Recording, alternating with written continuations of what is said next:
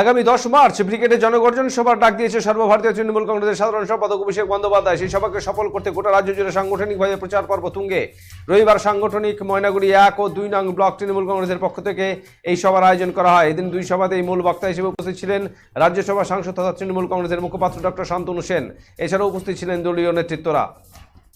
জানা যায় রবিবার প্রথমে ময়নাগুড়ি রোড দুর্গাবাড়ি মঞ্চে ময়নাগুড়ি 2 নং ব্লক তৃণমূল কংগ্রেসের পক্ষ থেকে সভা করা হয়। এরপর ময়নাগুড়ি 1 নং ব্লক তৃণমূল কংগ্রেসের তরফে আমগুড়ি রামমোহন উচ্চ বিদ্যালয়ের মাঠে সভা হয়। এই দুই সভাতেই মূল বক্তা হিসেবে হাজির ছিলেন তৃণমূল কংগ্রেসের মুখপাত্র ডক্টর শান্তনু সেন। আবেদন করা সত্ত্বেও সে টাকা আদায় করতে না পারার ফলে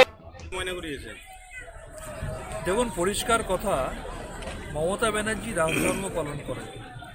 সেই জন্যে এই ময়নাগুড়ি বিধানসভা বা জলপাইগুড়ি লোকসভায় তৃণমূল কংগ্রেস পরাজিত হলেও এখানেও কিন্তু প্রত্যেকটা বাড়িতে প্রত্যেকটা পরিবারের কাছে মমতা ব্যানার্জির প্রকল্প পৌঁছে গেছে। অন্যদিকে যারা এই মানুষগুলোর ভোট নিয়ে বিজেপির হয়ে বিধানসভা বা লোকসভায় গেছে, তারা স্থানীয়ভাবে তো কোনো কাজ করেনই না, তারা দিল্লিতে গিয়ে এখানকার মানুষের ন্যায্য পাওনা টাকা আটকে দেওয়ার জন্য সুপারিশ করেন। তাই এই বাংলা বিদ্বেষী, বাঙালি বিদ্বেষী বিজেপিকে বাংলার মানুষ বর্জন করছে এবং এই সমগ্র বঞ্চিত মানুষের নৈতিক অধিকার ফিরে পাওয়ার জন্য বঞ্চনার প্রতিবাদে তৃণমূল কংগ্রেস অভিষেক ব্যানার্জির নেতৃত্বে মমতা বন্দ্যোপাধ্যায়কে প্রধান বক্তা করে যে জনগর্জন সভার আহ্বান করেছে আগামী 10 তারিখ। সেখানে শুধু তৃণমূল কংগ্রেস কর্মী নয়, সাধারণ মানুষ যারা বঞ্চিত তারা তৃণমূলের বাইরেও হতে পারেন, তারা বিজেপি হতে পারেন, সিপিএম হতে পারেন, কংগ্রেস হতে পারেন, অন্য দলের হতে পারেন, কিন্তু তারা যদি বঞ্চিত হন তাদের লড়াইটাও মমতা ব্যানার্জি লড়ছেন। তাই তাদের সকলকে ব্রিগেডের ময়দানে যেতে আহ্বান করি।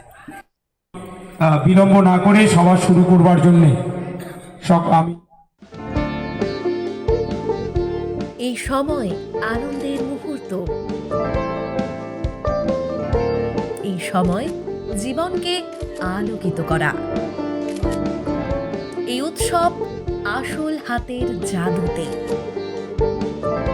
এই সময় সমৃদ্ধিকে ঘরে আনা।